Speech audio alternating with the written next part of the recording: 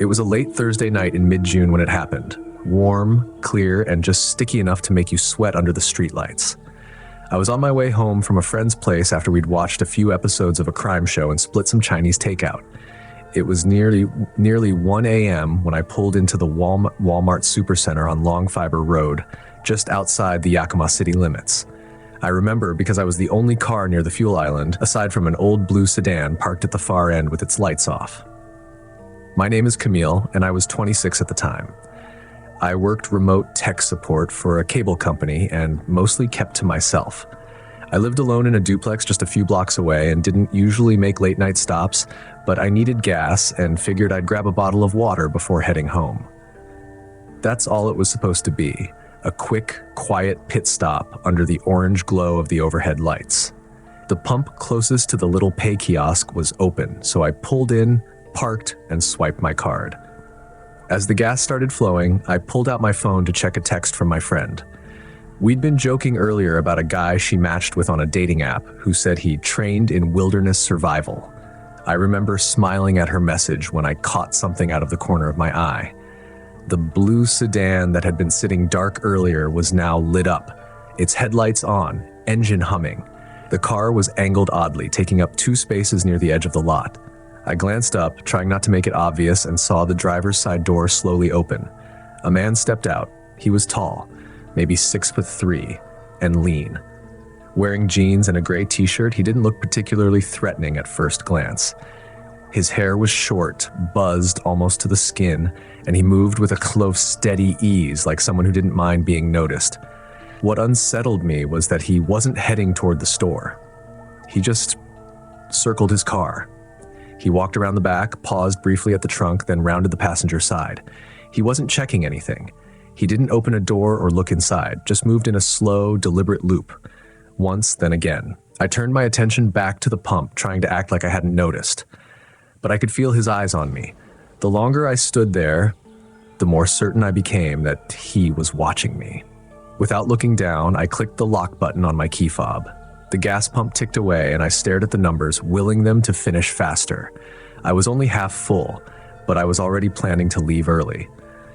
When I looked up again, he was standing still now, not moving, just facing me from across the lot. His hands were in his pockets. He wasn't smiling, he wasn't talking, just watching. I pretended not to notice, but that quiet voice in your gut that tells you something's wrong, it was yelling. I considered cutting the pump early and jumping in the car, but part of me didn't want to make it obvious that I was nervous. Instead, I figured I'd go inside the little 24-hour gas kiosk. It's not really a store, just a small walk-up booth attached to the fuel island with a window where the attendant sits. Still, I thought maybe being near someone else would be safer than standing alone. I finished fueling, clicked the handle back into place, and walked inside. The attendant was a younger guy, maybe college age. He didn't even look up as I entered. I walked straight to the fridge, grabbed a bottle of water, and made my way to the register. When I reached the counter, I glanced out the window. The man was standing by the pump I just used. He wasn't getting gas. He was just standing there, staring directly at the door I'd walked through. My voice cracked slightly when I asked, "Do you know that guy out there?" The cashier looked up, then out the window, and shrugged. "Never seen him before. He's been walking around his car, watching me." The guy looked again, more slowly this time. "Want me to walk you out when you leave?" I nodded.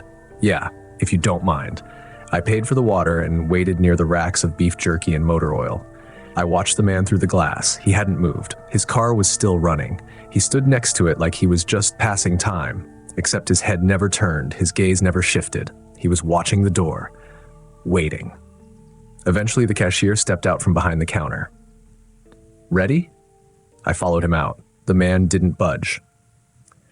We walked quickly toward my car, and the moment I unlocked it and opened the door, the man turned, calmly, and began walking back toward his own vehicle. Not hurried, not hesitant, just moving like someone who had finished whatever he came for. I got in, shut the door, and locked it. The cashier gave me a little wave before heading back inside. As I pulled out of the lot, I checked my mirrors. The man was sitting in his car again. Lights on, engine still running, but he didn't drive off. He just sat there.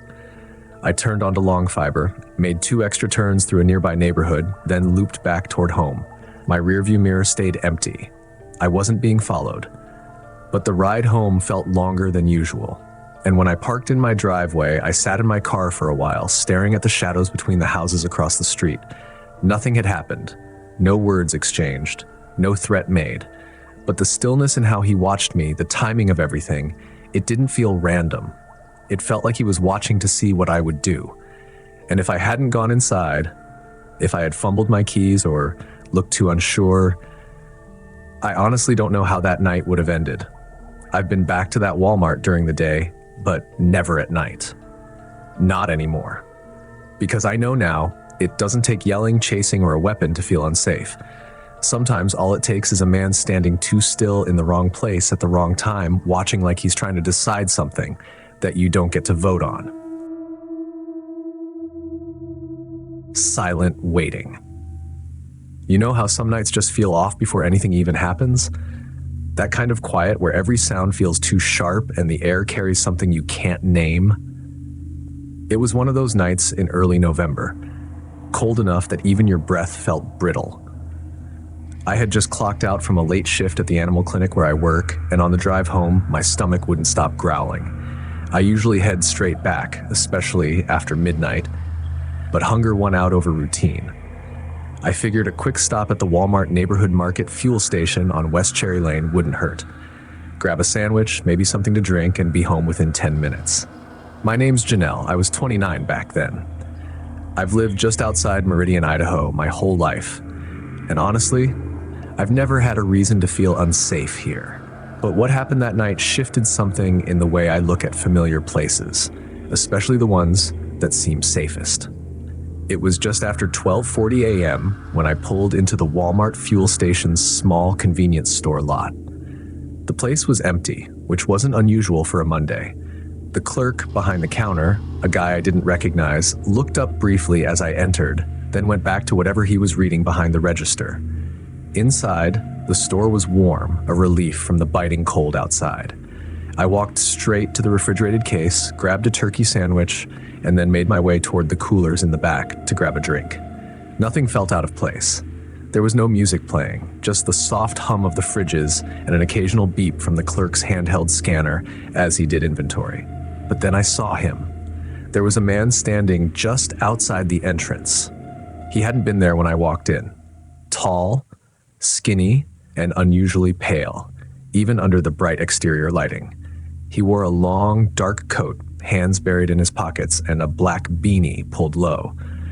I thought maybe he was just warming up before coming in or waiting for someone, but he didn't move. He stood right in front of the sliding glass door.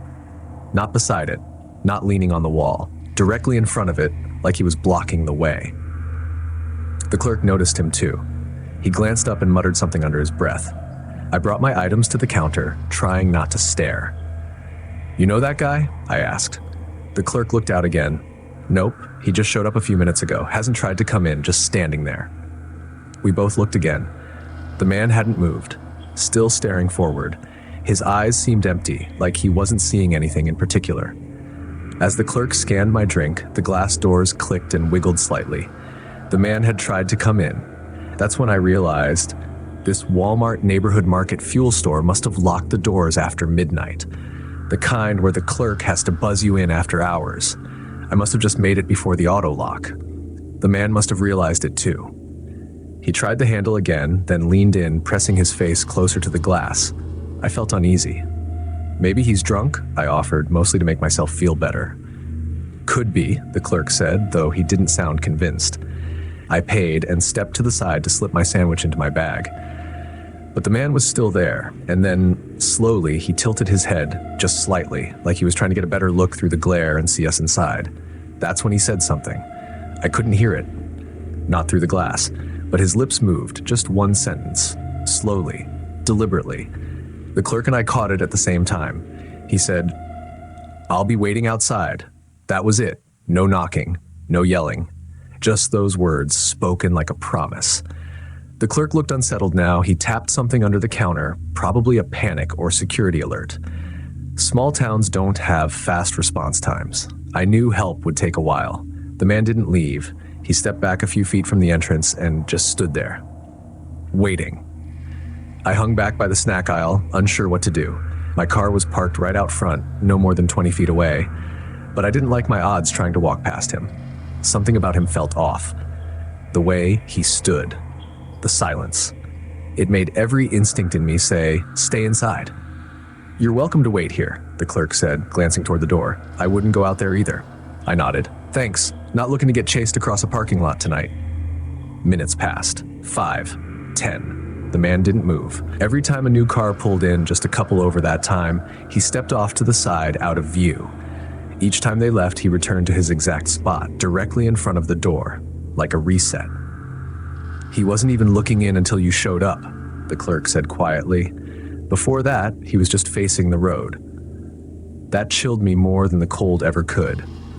At around 1:10 a.m., a white SUV pulled in and parked on the far end of the lot. A guy in a hoodie stepped out and he grabbed something from his trunk and walked inside without noticing the man. The pale guy stepped away from the door, just far enough not to be noticed. But instead of returning to his spot afterward, he turned and walked across the lot, toward the alley between the fuel station and the adjacent strip mall.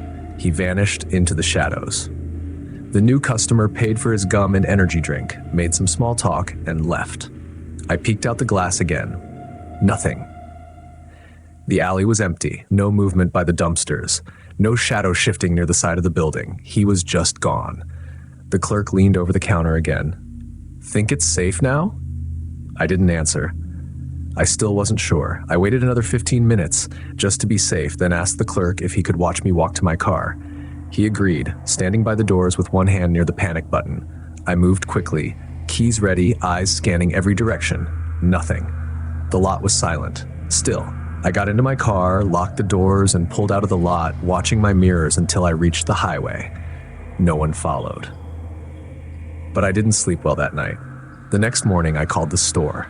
A different clerk answered. When I asked if anything happened the night before, any reports or disturbances, he said no, just a quiet Monday. I kept watching the lot every time I passed it that week. I never saw the man again, but I still remember his face, the way he stared, the pale skin, unmoving lips, and that sentence silent through the glass, "I'll be waiting outside." It wasn't a warning. It wasn't even a threat. It was a decision.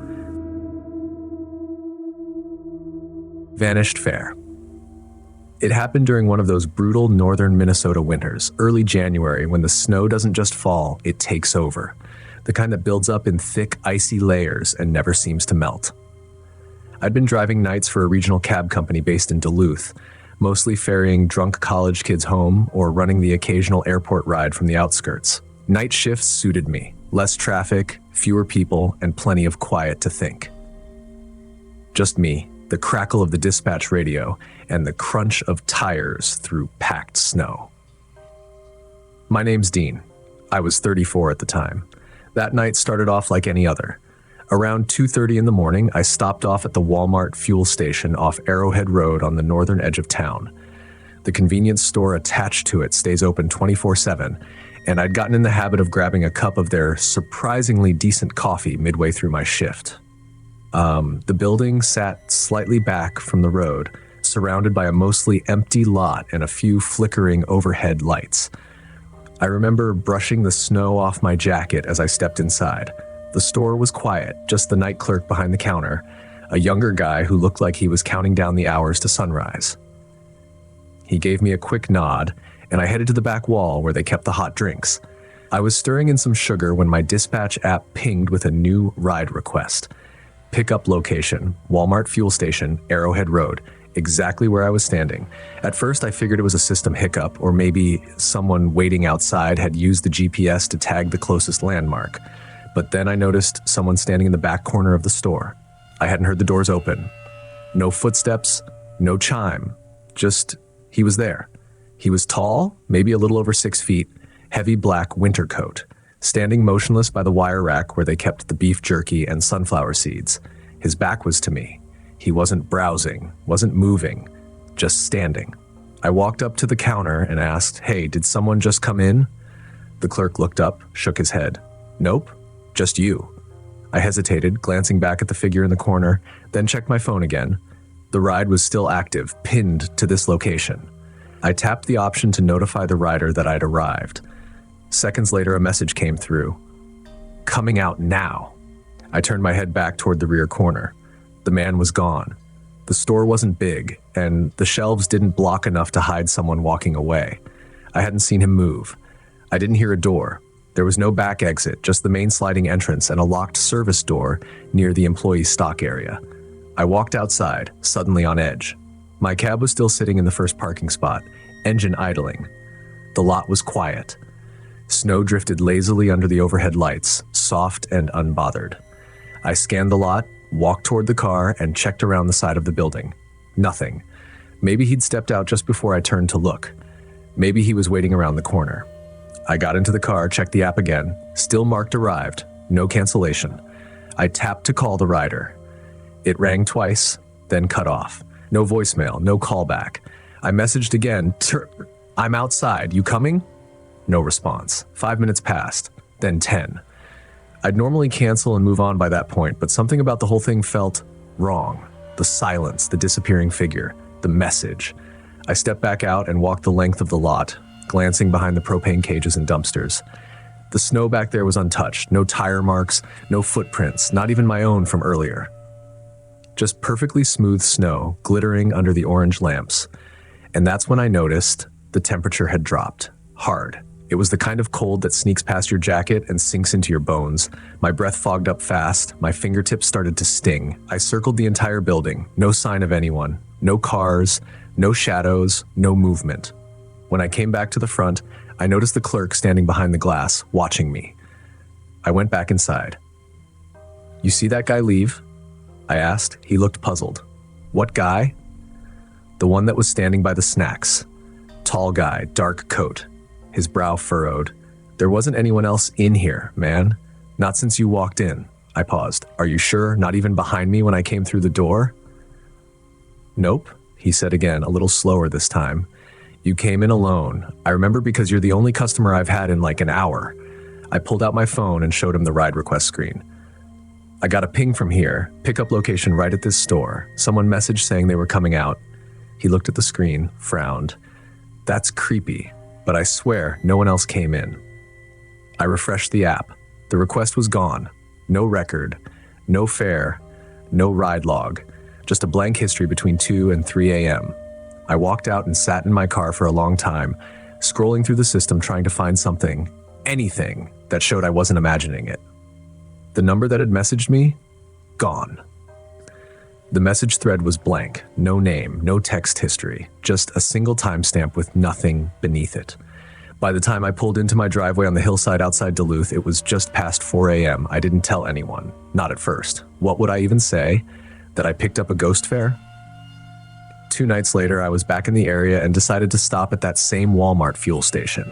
Not for coffee this time, just curiosity. The same kid was working the counter. I asked, anything weird happened since Monday night? He shook his head. Quiet. Normal. Then he paused. Actually, this other guy, cab driver 2, came in last month, said he got a pickup ping from here but no one was around. Even came inside to look. Said he saw someone standing by the ice machines, but when he got outside, they were just gone. He didn't sound like he was joking. I asked if he remembered the date. Week before Christmas, maybe? It was snowing hard, just like the other night. I nodded slowly, thanked him, and left. Since then, I've heard similar stories passed around by other drivers. Ghost fares, fake pickups, riders that disappear mid-request. Most people laugh it off as glitches or poor signal. But not me. Because I saw someone that night. I saw him standing there, silent, waiting, real enough to show up on GPS, real enough to send a message. Coming out now. And whatever it was, wanted to go somewhere.